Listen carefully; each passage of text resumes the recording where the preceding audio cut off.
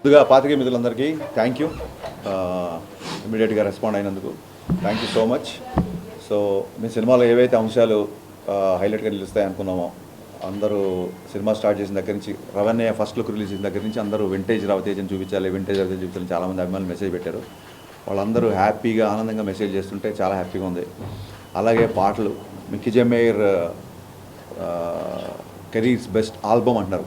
అంటే ఒక సినిమాలో ఒక పాట, రెండు పాట, మూడు పాటలు హిట్లు అవుతున్న ఒక సందర్భంలో, అలాంటి రోజుల్లో ఫుల్ ఆల్బమ్ హిట్ అవడం అనేది మిస్టర్ బచ్చన్తో జరిగింది.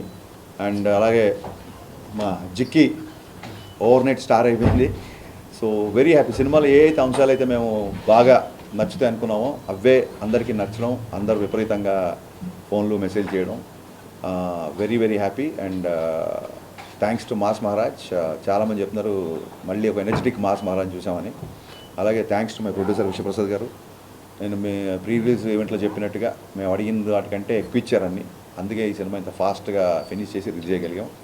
And very very happy. Vivek garu thank you so much. Day 1 నుంచి నన్ను పీపుల్ మీడియా ఫ్యాక్టరీలోకి తీసుకొచ్చింది Vivek garu. Thank you so much. So looking forward, షోకి టాక్ పెరుగుతుంది. సో అందరం చాలా హ్యాపీగా ఆనందంగా ఉన్నాం. Thank you.